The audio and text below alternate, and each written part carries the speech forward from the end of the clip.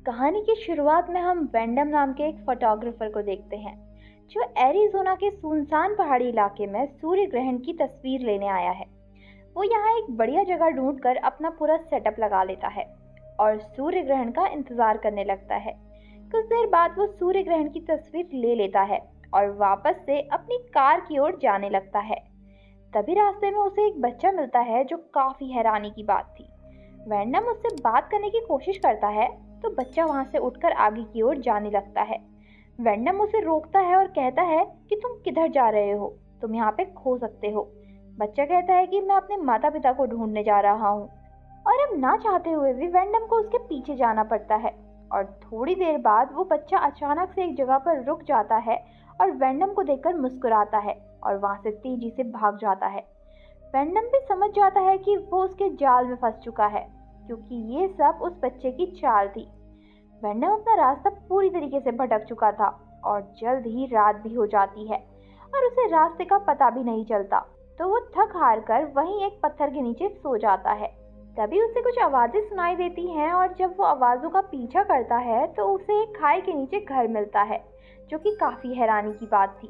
पर अभी रात के वक्त वैंडम को मदद की जरूरत थी, इसलिए वो वहां पर लगी सीढ़ियों की मदद से नीचे उतर जाता है और उस घर तक पहुंच जाता है।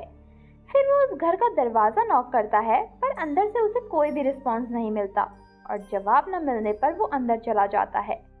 घर के अंदर आते ही उसे एक लेडी मिलती है जो किचन में अपना काम कर रही थी।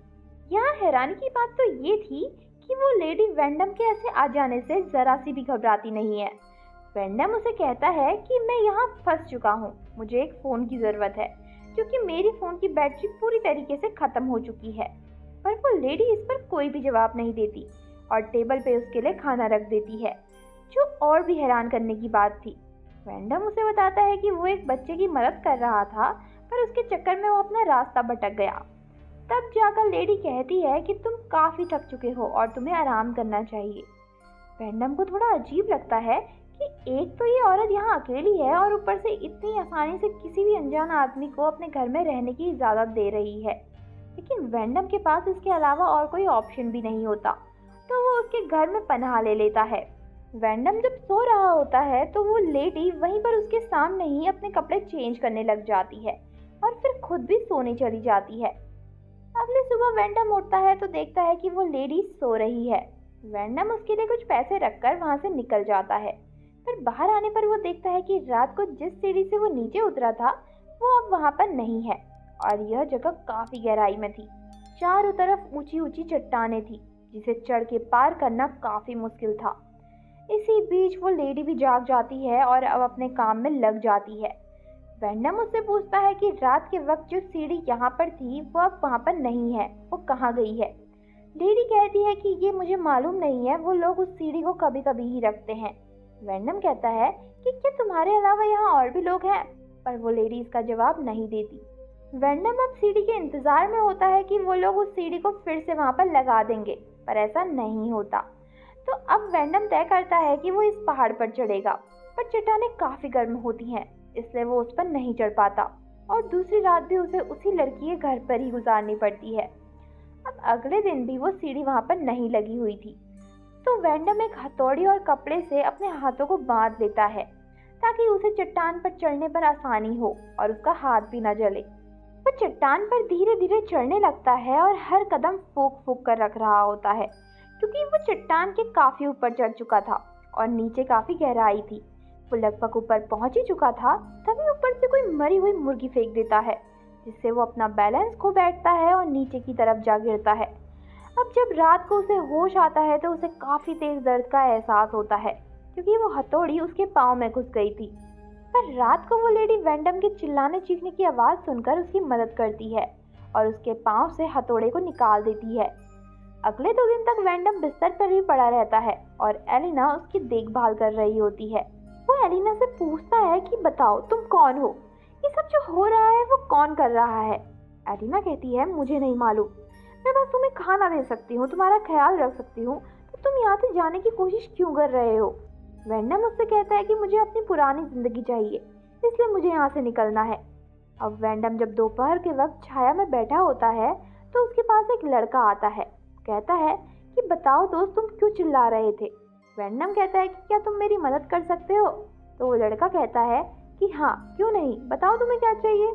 वैंडम कहता है कि बस मुझे एक रस्सी चाहिए। वो लड़का कहता है तुम मेरा इंतजार करो, मैं अभी रस्सी लेकर आता हूँ। और कुछ देर बाद ऊपर से उसके लिए एक रस्सी फेंक दी जाती है। वो लड़के उसे कहते हैं तुम इस रस्सी को अपने से अच्छे से बांध लो और हम तुम्हें ऊपर खींच लेंगे। अब वैंडम ऐसा ही करता है, वो रस्सी को अपने आप से अच्छे से बांध लेता है। फिर वो लड़के उसे ऊपर खींचना शुरू कर देते हैं और एक हाइट पर जाकर वो अचानक से रस्सी को खींचना बंद कर देते हैं। इससे वैंडम समझ जाता है कि ये उन लड़कों की एक चाल थी। वो बदमाश लड़के रस्सी को जोर जोर से हिलाने लगते हैं, जिससे वैंडम को बहुत डर लग रहा था। वैंडम उनसे कहता है कि प्लीज ऐसा मत करो, मैं नीचे गिर सकता हूँ। पर वो लड़के उसकी बात नहीं सुनते और तभी उनमें से एक लड़का उसके ऊपर सुसु कर देता है। वैंडम का सर चट्टान से जा टकराता है और फिर से वो बेहोश हो जाता है। और जब उसे होश आता है तो वो अपने आप को एलिना के बेड पर पाता है। उसे निकलने की इतनी तड़प थी कि रात में होश आते ही वो एक बार फिर से वहां से निकलने की कोशिश करने लगता है, पर एलिना उसे रोकती है और कहती है यहाँ से निकलना इतना आसान नहीं है, बेहतर होगा कि तुम अपनी पुरानी जिंदगी को भूलकर इस नई जिंदगी को अपना लो, यही अब तुम्हारी जिंदगी है। वैंडम बहुत रोता है और वो अब समझ चुका था कि उसे यहाँ पे फंसाया गया है और वो लड़के कभी भी उसे यहाँ से बाहर नहीं निकलने देंगे। इसलिए वैंडम इन सब चीजों को देखते हुए एलिना के साथ ही रहने लगता है। कुछ दिन बाद हमें दिखाया जाता है कि ये दोनों एक फैमिली की तरह रह रहे हैं। यहाँ हम देखते हैं कि वो लड़के इनके लिए अक्सर खाने पीने की चीजों को छोड़ जाते हैं और वैंडम खुद भी बहुत मेहनत कर रहा था। वो वहाँ सब्जियां उगाता है और अपने आप को उस जगह के मुताबिक ढाल रहा होता है। उसे कहीं ना कहीं उम्मीद थी कि वो यहाँ से एक दिन जरूर निकलेगा। वो एलिना से पूछता है ये लड़के कौन है? एलिना कहती है कि मुझे मालूम नहीं है। एक दिन वो लड़के खाने पीने के सामानों के साथ अल्कोहल भी बेचते हैं, जिससे वैंडम अपने दुख को कम करने के लिए शराब को पी लेता है और रात के नशे के वक्त वो एलिना के करीब आ जाता है। सुबह जब उसकी आंखें खुलती है तो वो एलिना से इसके लिए माफी मांगता है।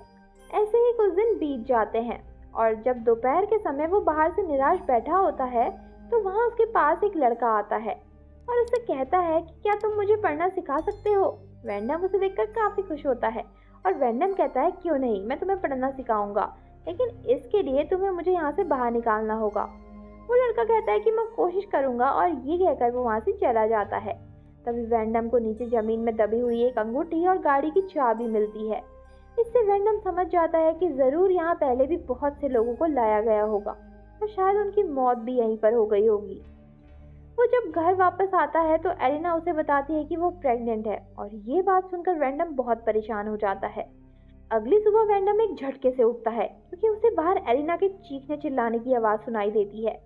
वो जब बाहर निकलता है तो उसे एक लड़के की बॉडी ऊपर पहाड़ से लटकी हुई मिलती है और ये वही लड़का था जिसने वैंडम को पढ़ाने के लिए बोला था, लेकिन उन लड़कों ने उसे मार दिया क्योंकि उन्होंने उसे वैंडम से बातें करते हुए देख लिया था।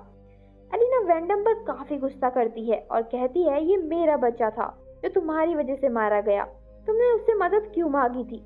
एलिना गुस्से में एक लकड़ी को उठाकर वैंडम पर हमला कर देती है और उसे मार मार कर बेहोश कर देती है, जिसके बाद वो 9 महीने तक उसे एक केज में कैद करके रखती है और जानवरों की तरह ट्रीट करती है।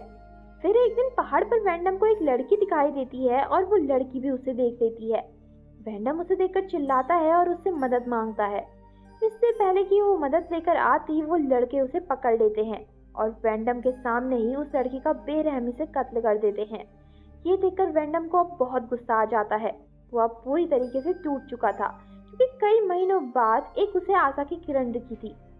ऐसे ही कुछ दिन और बीत जाते हैं और अब एलिना का बच्चा भी होने वाला था। वो एलिना से कहता है देखो अब तुम मुझे बाहर निकाल दो, तुम्हें मदद की जरूरत पड़ेगी। पर एलिना उसकी एक भी नहीं मानती और वहां से उठकर चली जाती है। अब एक दिन वो अचानक से वैंडम के पास आती है और उसका पिंजरा खोलकर उससे कहती है मेरी मदद करो, मैं तकलीफ में हूँ। और वैंडम ना चाहते हुए भी उसकी मदद करता है। तभी इस दौरान वो वहां पर देखता है कि वो सीढ़ी लगी हुई है, पर वो एलिना की मदद कर रहा होता है, इसलिए वो उसे छोड़कर नहीं जा पाता। फिर हमें दिखाया जाता है कि एलिना ने एक बेबी को जन्म दिया है और इस बेबी के होने से वो दोनों काफी खुश थे। पर इसी रात के अंधेरे में वो सभी लड़के नीचे आते हैं और वैंडम को पकड़कर बेरहमी से उसका गला काट देते हैं और फिर वो एलिना से कहते हैं कि माँ हमने ये आपके लिए किया है। इस पर एलिना कुछ भी नहीं कहती, मानो ऐसा लग रहा था कि ये सब उसे पहले से ही मालूम था और ये सब उसी का किया धरा था। फिर कुछ महीनों बाद घर के बाहर हमें वेल्डम की सड़ चुकी बॉडी दिखाई जाती है, यानी कि उन्होंने उसे दफनाया तक नहीं था।